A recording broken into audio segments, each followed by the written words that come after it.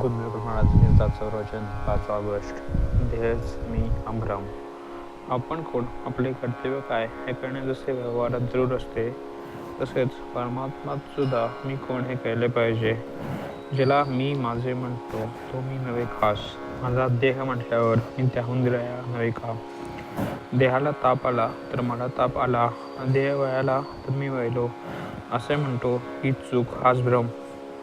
वास्तविक देहाहून वेगळा असूनही देहच मी अशी भावना केली, म्हणून मी सुखदुःखात भू लागलो. दुःख नको, सुख हवे असे मला वाटते.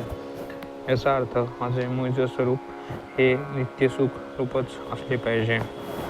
नदीच्या पात्रातले पाणी आणि तेथूनच भांड्यात भरलेले पाणी दोन्ही एकच, पण भांड्यातल्या पाण्याला चव किंवा स्वाद निराळाच येत असतो, तर भांड्यात घाणा आहे असे आपल्याला समजते. तसे सुखरूप असणाऱ्या आत्म्याचाच अंश असलेला जीव दुःखरूप झाला, याचे कारण देहसंगती. एका गृहस्थाची बायको बाळंत झाली तेव्हा त्याच्या मित्राने डॉक्टरांची मदत आणि अशा इतर अनेक बाबतीत धावपळ केली, पण त्याने सोयर मुळीच पाहिले नाही.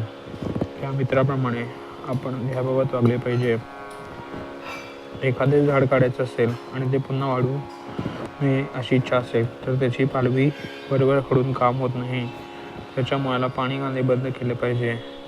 तसेच संसाररूपी वृक्षाला आम्ही अभिमानाचे पाणी वारंवार घातल्यामुळे तो इतका फोफावला आहे, तो अभिमान नष्ट केला पाहिजे.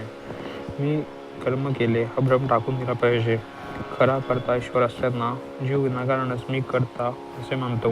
कर्तृत्व आपल्याकडे घेतल्यामुळे जीव सुखदुःख भोगते, तेव्हा मी करता नसून काम करता ही भावना वाढवणे हीच खरी उपासना होय.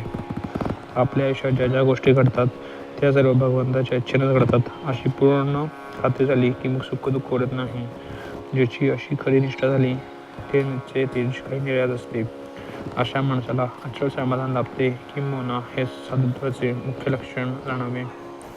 हे आपल्या अंगी यावे म्हणूनच साधूंची सर्व खटपट चालते. खरोखर तुम्हा सर्वांना आता पुन्हा एकच सांगतो की सदैव नामात राहण्याचा प्रयत्न करा आणि नीतीला धरून राहा, म्हणजेच तुम्हाला भगवंत भेटेल. परमार्थात नीतीला, शुद्ध आचरणाला फार महत्त्व आहे. जो शुद्ध मनाने परमेश्वराचे चिंतन नामस्मरण करतो त्याला सहाय्य करायला परमेश्वर सदैव तत्पर असतो. आपण त्या परमेश्वराला शरण जाऊ, त्याच्या नामाचे प्रेम मागूया. दीनदयाळ भक्तवत्सल परमेश्वर कृपेचा वर्षाव करेल याची खात्री बाळगा. नामस्मरण समजून करावे, समजून म्हणजे राम करता या भावनेत राहून. श्रीराम जय राम, जय जय राम.